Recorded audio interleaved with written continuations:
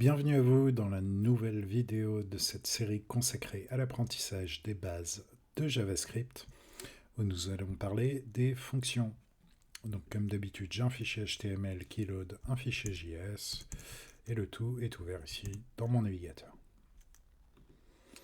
Donc une fonction, ce qu'il faut bien comprendre, c'est que c'est un bloc d'instructions, un bloc de code, et on peut exécuter ce bloc de code à chaque fois qu'on en a besoin en exécutant la fonction.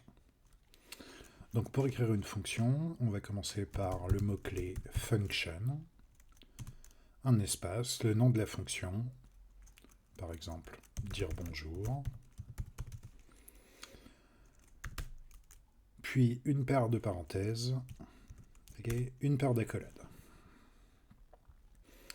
Et donc au sein de ces accolades, on va venir écrire des instructions. Par exemple, console.log, bonjour. Voilà, si je sauvegarde et que je vais dans mon navigateur, il ne se passe rien du tout, puisqu'en fait j'ai écrit la fonction, mais je ne l'ai pas appelée. Je ne l'ai pas exécutée. Donc pour l'exécuter, il suffit d'écrire son nom, dire bonjour, suivi de parenthèses, et là, la fonction s'exécute bien. Et elle va s'exécuter autant de fois que je l'appelle. Si je l'appelle 5 fois, j'ai bien 5 fois bonjour dans ma console. Voilà, donc ça c'est une fonction de base.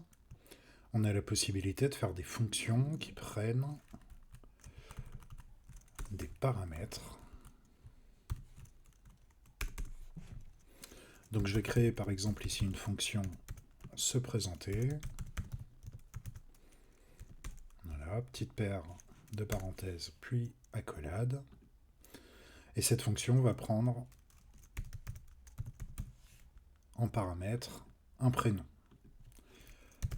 Et du coup, je vais écrire console.log de salut, je suis plus prénom.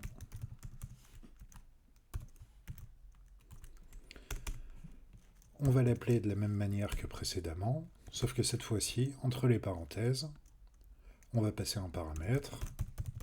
Je vais mettre ici mon prénom. Si je sauvegarde et que je rafraîchis, j'ai bien « Salut, je suis Olivier ». Ok. C'est là tout l'avantage des fonctions, c'est que si on a besoin d'exécuter le même bout de code, mais en changeant seulement une propriété, un paramètre, voilà, on peut le faire. Et du coup, j'ai bien « Salut, je suis Olivier », puis « Salut, je suis Simon ». Donc, une fonction peut prendre plusieurs paramètres. Je vais mettre un second paramètre qui sera pseudo. Alors, je vais juste essayer. Hop. Je duplique mon code juste pour que vous ayez les différentes versions. Donc prénom, on va ajouter un pseudo. Et donc ici, on va écrire salut, je suis plus prénom, plus. Et mon pseudo est plus le pseudo. Donc là, si je l'exécute tel quel, vous voyez que j'ai salut, je suis Olivier, et mon pseudo est undefined, tout simplement, puisque au moment où j'appelle la fonction, je passe pas le deuxième paramètre. Donc pour passer le deuxième paramètre, je mets une virgule. Tout comme ici, vous voyez, pour créer plusieurs paramètres, on met paramètre 1, virgule, paramètre 2. Voilà, j'ai créé mon pseudo, et du coup, j'ai bien tout ce que je veux. Donc là, les paramètres de la fonction sont super simples.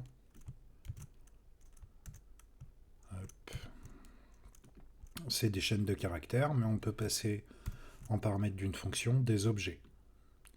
Je vais faire par exemple ici une fonction qui va prendre un seul paramètre, qui va être personne. Voilà. Ensuite, je vais créer une variable que je vais appeler Olivier, qui va être un objet, qui va avoir une clé prénom, une clé pseudo,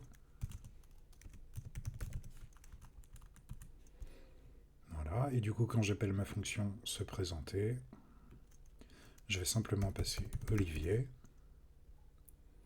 Et la fonction se présenter, elle va avoir un console.log de salut, je suis plus personne.prénom, puisque je cherche à afficher la clé prénom du paramètre personne, et mon pseudo est plus personne.pseudo. Et donc j'ai bien le console.log avec les valeurs voulues aux endroits désirés. On peut aussi faire des fonctions qui prennent des tableaux en paramètres. On va par exemple ici faire une fonction qu'on va appeler moyenne et qui va prendre donc des chiffres en paramètres. Je vais créer une variable que je vais appeler moyenne qui va par défaut être égale à 0. Ensuite, je vais faire une boucle for in de façon à boucler sur toutes les valeurs qui seront dans mon tableau chiffres. Voilà, donc for var chiffre in le tableau de paramètres chiffres. On va créer une variable qu'on va appeler total qui va être égale à 0. Et donc pour chacun des chiffres qui va se trouver dans le tableau de chiffres qu'on va passer, on va venir ajouter sa valeur à la variable total. Donc je vais faire total plus égal de chiffres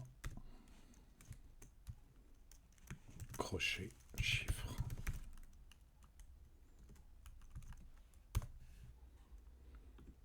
Voilà. Et à partir de là, je peux dire que ma moyenne est égale à total divisé par la longueur du tableau. Donc divisé par chiffre.length.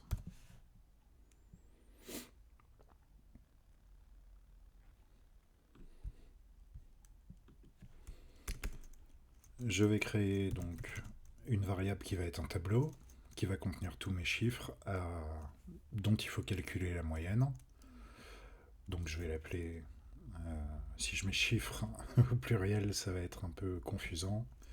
On va dire nombre, qui est donc égal à un tableau qui va contenir 10 plus 20 plus 30.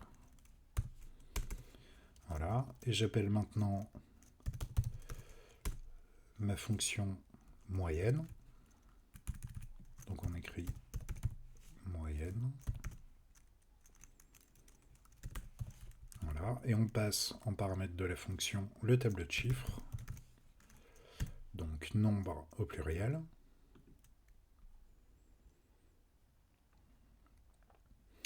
Et donc je vais simplement ici, à la fin de ma fonction, loguer la moyenne. Console.log de la variable moyenne. Voilà, et si je sauvegarde, ça me dit 60, puisque puisqu'ici j'ai oublié un S. Je récupère la longueur du tableau de chiffres que je passe. Et la moyenne, c'est 20, puisque 10 plus 20 plus 30, ça fait 60. Divisé par 3, ça fait bien 20. Voilà, donc on va pouvoir comme ça créer des fonctions qui vont calculer pour nous des tas de choses qu'on peut appeler à tout moment. Voilà, donc je vous le refais vite fait. On peut faire des fonctions de base, donc qui ne prennent pas de paramètres. Donc on laisse les parenthèses vides. On peut faire des fonctions qui prennent des paramètres et qui traitent après ces paramètres. Voilà, et ces paramètres, donc ça peut être aussi bien des chaînes de caractères, que des chiffres, que des booléens, que des tableaux, que tout ce qu'on veut et qu'on peut écrire en JS. Voilà pour cette intro aux fonctions. Je vous dis à plus dans une autre vidéo.